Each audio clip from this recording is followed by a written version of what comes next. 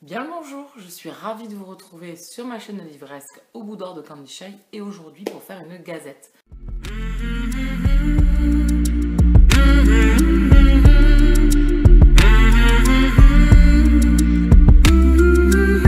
On va parler de trois lectures totalement différentes les unes des autres. On commence tout de suite avec Les fantômes de Menden Lane, le tome 11, L'amour de tous les dangers d'Elizabeth Hoyt. Pour ceux qui me suivent sur la chaîne depuis pas mal de temps, c'est une romance historique que je lis depuis pas mal de temps déjà, pas mal d'années. C'est le tome 11, avant-dernier de la saga, et fidèle aux autres tomes que j'ai lus de cette saga. C'est toujours aussi bien, c'est toujours aussi bon. En plus ici, on a un personnage que l'on côtoie depuis pas mal de tomes déjà. On le connaît depuis l'enfance. Et du coup, on s'est attaché à ce petit personnage qui est assez énigmatique. Donc on continue dans les rues de Saint-Gilles, donc qui est un quartier londonien assez malfamé. Et depuis des années, dans ce quartier malfamé, un justicier aide les gens, le fantôme de Saint-Gilles. Ici, on a suivi donc dans tous les tomes un fantôme de Saint-Gilles. Et ici, nous avons de nouveau ce fantôme qui fait des siennes, qui aide les gens. Et en fait, un aristocrate, un duc, est embauché par le roi pour découvrir et détruire les seigneurs du chaos, qui sont en fait une société secrète avec des mœurs assez pervers et assez atroces, que l'on suit déjà depuis quelques tomes dans cette saga. De Kyle est embauché par le roi pour découvrir qui sont les seigneurs du chaos et démanteler ce réseau. Et donc ils se rencontrent dans les rues de Londres, le fantôme de Saint-Gilles et lui. Du coup, le duc veut absolument savoir qui c'est, découvrir qui il est. Dans cette, bien sûr, romance historique, vous avez de la, je suis sûre que vous pouvez deviner, romance. Voilà, donc il y a une romance dans cette histoire. Je ne me suis pas ennuyée du tout. J'ai toujours, encore et toujours pris beaucoup de plaisir à lire cette saga. Ce tome de Pareil pas aux autres, on s'ennuie pas. On a un peu de mystère, on a de belles romances, on a des complications. Ça reste des romances historiques et quand même assez simple à suivre. Il y a un peu de scènes épicées, comme c'est nous les délivrer Elizabeth Hoyt. C'est toujours touchant, prenant. On a toujours plein d'émotions sur les couples qu'elle nous fait découvrir. J'aime beaucoup. Et ici, le duc de Kyle et le personnage féminin de cette histoire m'ont beaucoup plu, avec toujours en fond ce fantôme de Saint-Gilles que l'on aime beaucoup. Hein.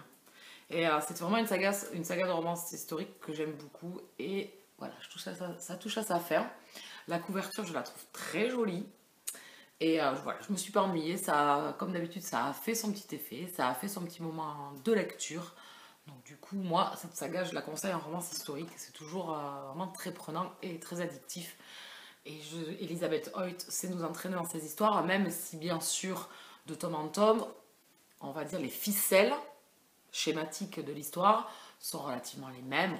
On sait à peu près à quel moment les choses vont basculer et tout ça. Forcément, c'est toujours pareil quand on lit de la romance contemporaine, historique, paranormale.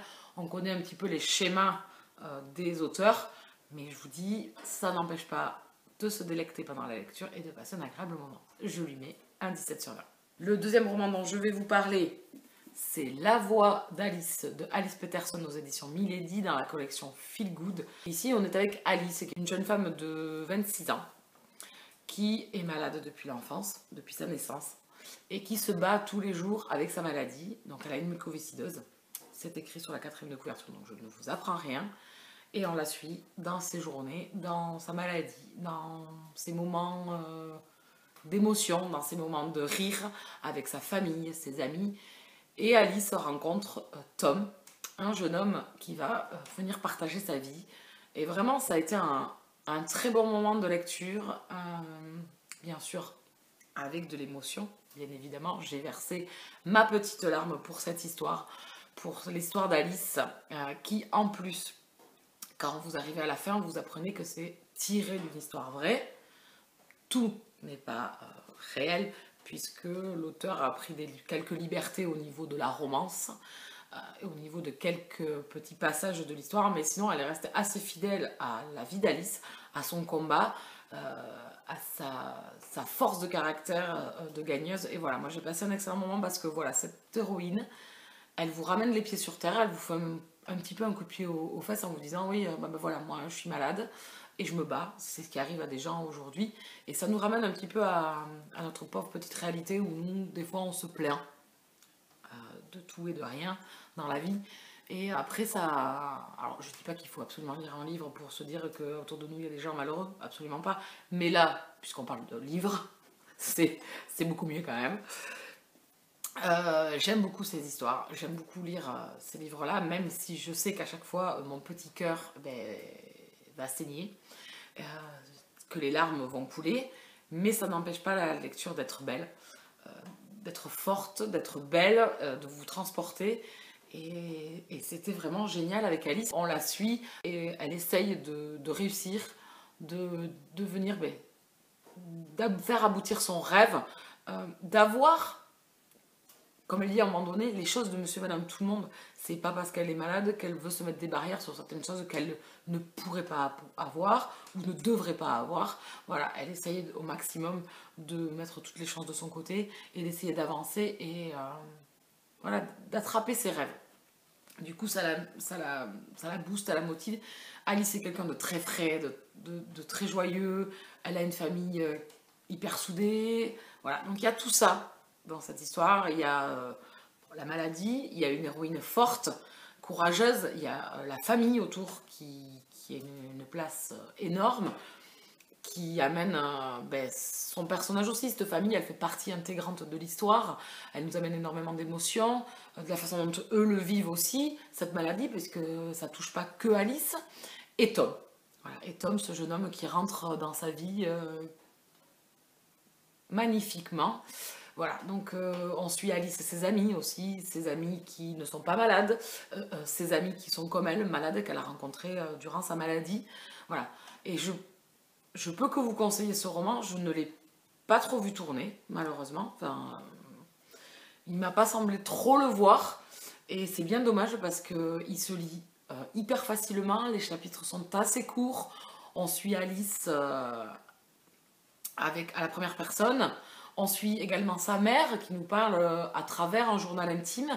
Et on a Tom qui nous parle, où l'auteur a décidé de le faire parler à la troisième personne. Donc on est on est à côté de lui, on l'accompagne. Et vraiment, cette tournure qu'a pris l'auteur de nous faire vivre cette histoire avec des yeux différents, avec plein de personnages différents, ça amène beaucoup d'intensité. Vraiment, ce livre-là, je vous le conseille. Bien sûr, il y a de l'émotion, bien sûr, il y a des larmes, bien sûr, à un moment donné, c'est dur. Mais en même temps, vous en sortez avec plein de positif, plein d'espoir. Voilà, il n'y a pas que ce côté tragique, je trouve, et l'auteur a su parfaitement m'amener dans son récit. Et le fait de lire ces dernières lignes, quand j'ai vu que c'était une histoire vraie, alors déjà que j'avais les larmes, c'était voilà, c'est vraiment un livre qu'il faut découvrir, qu'il faut lire. Voilà, l'auteur a su super bien mener sa barque, vraiment en choisissant de nous faire voir cette histoire avec des personnages différents, des points de vue différents. Donc du coup, ça amène de l'intensité. Je ne peux que vous le conseiller. Je lui mets 18 sur 20. Le dernier roman dont je vais vous parler, c'est un e-book. C'est Le sang des sauvages, le tome 1, Savage Task de Farah Anna aux éditions Black Ink Edition. Alors, je vais vous parler de ce roman. J'ai attendu avant de faire la vidéo parce que j'avais parlé de ce roman-là dans ma vidéo vlog que j'ai postée. Donc, si vous voulez, je parle de ce roman au moment où je suis en train de le lire. Et en fait, après, il m'a fallu du temps pour mûrir mon avis parce que j'en suis sortie chamboulée, un peu détruite, on va dire. Alors, ce roman-là, j'ai adoré. En même temps, j'ai été frustrée, en colère, enfin, la totale. Voilà, ça a été une boule d'émotion. L'auteur a su m'amener dans son histoire. J'ai hâte de lire le tome 2, vraiment. Et en même temps, j'ai la trouille. Voilà, parce que je me dis, l'héroïne n'a pas été épargnée dans le tome 1. Et je pense que dans le tome 2, on va avoir encore des choses très difficiles. Parce que la vie que mènent ces gens est compliqué. Donc on va repartir du début, hein, on va essayer de structurer un petit peu mieux ce que j'ai à vous dire sur ce roman-là. Alors je vais essayer de structurer un peu plus, mais en même temps je vais pas vous parler de l'histoire. Je vais vous parler de ce que j'ai ressenti, des personnages, de tout ce que l'on affronte dedans, mais pas d'histoire. Je pense qu'elle est à découvrir. Alors déjà, on suit une jeune femme, une jeune fille de 19 ans, qui veut rentrer dans une armée. Il faut visualiser la chose. Déjà, quand vous commencez le roman, vous avez une carte, une cartographie, donc il est catalogué fantastique. Donc je dirais que c'est un peu fantasy, avec un univers de royaumes. Donc vous avez des royaumes, et un de ces royaumes, Celestia, est en conflit avec des sauvages. Alors pourquoi? Comment? Quand on commence l'histoire, on ne sait pas ce qui s'est passé, pourquoi les guerres ont éclaté. En fait, ils les font passer pour des sauvages qui tuent pour le plaisir de tuer, qui violent, qui pillent. Mais pourquoi? On ne sait pas. Cette jeune fille donc veut intégrer l'armée, puisque quand elle était enfant, elle a vécu quelque chose de traumatisant, dû à ces sauvages, et elle veut se venger. À partir de là, on en apprend un peu plus sur l'univers qu'a créé l'auteur, mais jamais trop. Notre héroïne, l'auteur décide de commencer une histoire hyper doucement, donc on suit notre héroïne dans sa vie militaire, dans ses choix, dans ses erreurs, parce qu'elle se fait sanctionner, elle veut devenir soldat dans la Savage Task, en fait, qui est une unité de combat, mais elle veut être l'élite, elle veut être l'unité alpha, mais elle fait pas mal d'erreurs quand même, et il faut plusieurs années pour devenir alpha, enfin unité 1. Et elle voudrait tout de suite. Elle a un sacré caractère, donc elle se heurte pas mal à ses supérieurs, à ses collègues. Donc du coup, au début, on vit sa vie. On se dit, alors franchement, on ne sait pas trop où l'auteur nous amène, puisque cette héroïne rencontre un jeune homme, et puis elle arrive enfin à se battre contre les sauvages, et à partir de là, ça prend une ampleur. Donc on a ce conflit avec les sauvages, mais en fait au fur et à mesure, on apprend pourquoi, comment c'est arrivé, même sans avoir encore toutes les réponses à la fin du tome 1. J'avoue que bon, je ne sais pas comment le tome 2 va se profiler. Notre héroïne donc se fait capturer, enfin elle vit des choses quand même pas drôles du tout. Elle apprend qu'on lui a menti, donc elle ne sait plus trop à qui se fier, à qui faire confiance, puisqu'en fait à un moment donné, tout ce en quoi elle croyait est faux. Ou alors on lui ment, ou alors on essaye de lui tourner la tête. Voilà, donc elle est assez perdue.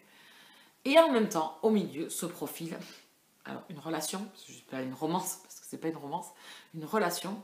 Alors là, pareil, il lui arrive des choses horribles, parce que dans ce roman-là, il y a de la torture, il y a du viol, il y a des scènes quand même relativement hard, parce que les conflits qui englobent ces deux nations, c'est à qui mieux sera le plus cruel.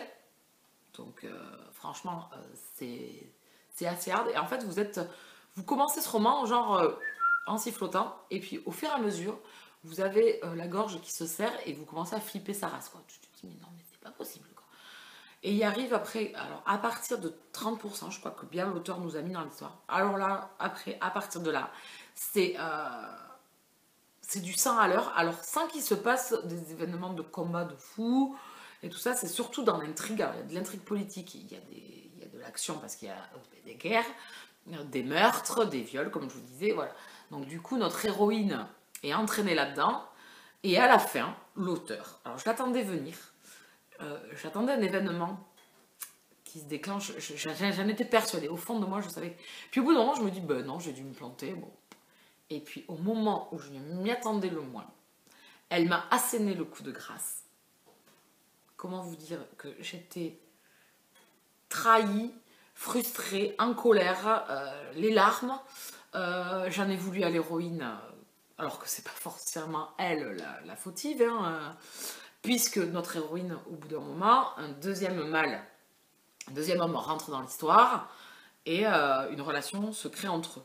Donc je ne sais pas où tout ça va nous mener avec l'homme numéro 1 et l'homme numéro 2, je ne sais pas du tout. Mais en tout cas, l'homme numéro 2, je ne sais pas qu'est-ce que j'en pense encore. Alors il y a une part de moi qui suis fan, qui est comme l'héroïne, quoi, qui a réussi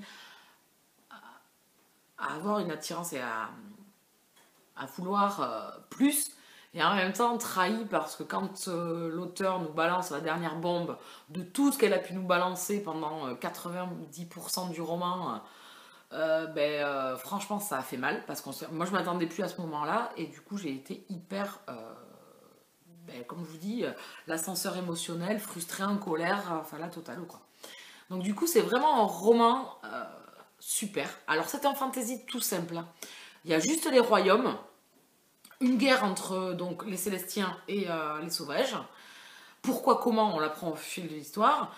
Et en fait, c'est un mélange de royaumes et de technologies qu'on connaît, puisqu'ils sont armés avec des mitraillettes, avec des pistolets. Donc il y a quelque chose d'assez comment dire, technologique dans cet univers. Donc du coup c'est un super mélange, c'est un fantasy tout simple, tout basique, c'est pas, elle n'est pas allée chercher des choses hyper compliquées, mais elle a su surprendre, je vous dis, par ce mélange entre la technologie que l'on connaît de nos jours, du réel, du présent, et un royaume avec voilà, une cité enfermée, avec des genres de paysans qui travaillent dans la cité, des contrées tout autour, ces sauvages qui font la guerre. Donc ça m'a fait un petit mélange de Game of Thrones par ces guerres entre royaumes. Ça m'a fait penser à des unités de combat comme on en voit dans les romances contemporaines. Enfin, il y a un super mélange. Et il y a cette relation, cette romance. Alors, c'est un fantasy, dark, je dirais, parce que franchement, on n'est pas épargné. Il y a une scène à un moment donné dans une auberge, là, avec des soldats. Franchement, j'en ai eu l'estomac retourné. C'est des cris et tout, donc du coup, je peux vous dire, l'auteur ne nous épargne pas. Voilà. Mais vraiment, si vous aimez, alors la fantasy pas trop difficile, si vous voulez débuter peut-être la fantasy, mais alors attention, c'est dark, il faut aimer la dark. Et la romance, je vous dis, elle n'est pas du tout, on va dire, elle n'est pas du tout une romance. Enfin, c'est même pas une romance, comme je vous dis, c'est une relation pour le moment. Donc du coup, voilà, je sais pas où ça va nous mener, je sais pas. Voilà, moi pour l'instant, mon petit cœur est détruit, donc j'ai envie de lire, j'ai trop envie de sauter sur le tome 2, et en même temps, j'appréhende énormément ce tome 2, parce que je m'imagine des choses, même je sais pas si j'ai raison ou pas, mais du coup, je flippe sa race. Voilà, donc c'était une excellente lecture. J'ai vraiment adoré Le Sang des Sauvages. C'est écrit à la première personne, donc on est vraiment avec l'héroïne. Alors, je peux vous dire, elle vous tape des fois sur les nerfs, avec son petit caractère. Et en même temps, on est à fond avec elle par moment. Et je vous dis, à un moment donné, quand elle est trahie, là, à la fin, mais là, j'avais envie de la secouer, quoi. J'avais envie de dire, non, mais t'es sérieuse? Donc voilà. Ah oui, je suis désolée, mon chat a envie de jouer. Non, Raymond, s'il te plaît. Voilà, donc c'est une super réussite pour Le Sang des Sauvages. Pour moi, c'est méga réussi parce que c'est pas une romance classique, loin de là. Comme je vous dis, c'est une relation pour le moment. L'auteur a pris son temps, je sais pas où elle va me mener. Je flippe, comme je vous dis. Je suis passée par un ascenseur émotionnel de fou, colère, frustration, les pleurs, la totale. J'ai adoré. Donc je lui mets un 19 sur 20. J'ai vraiment un coup de cœur pour cette histoire et j'espère que la suite sera... Enfin, j'ai vu les premiers avis sans lire exactement, mais juste quelques phrases et il paraît que c'est génial. Donc, j'ai plus qu'à, mais j'ai peur. Ça fait un petit moment que je l'ai lu. Effectivement, je l'ai fini le 16 ou 17 novembre. Mais je vous dis, j'avais du mal à parler de ce roman tellement que j'avais envie de vous donner envie, en fait. Et comme je voulais pas vous parler trop de l'histoire, je me suis dit, il va falloir que tu trouves un moyen. Alors, je sais pas si j'étais assez concise ou pas. En attendant, va vous laisser là. Je vous souhaite à tous et à toutes de très très bonnes lectures. Je vous dis à très bientôt. Bisous, câlins.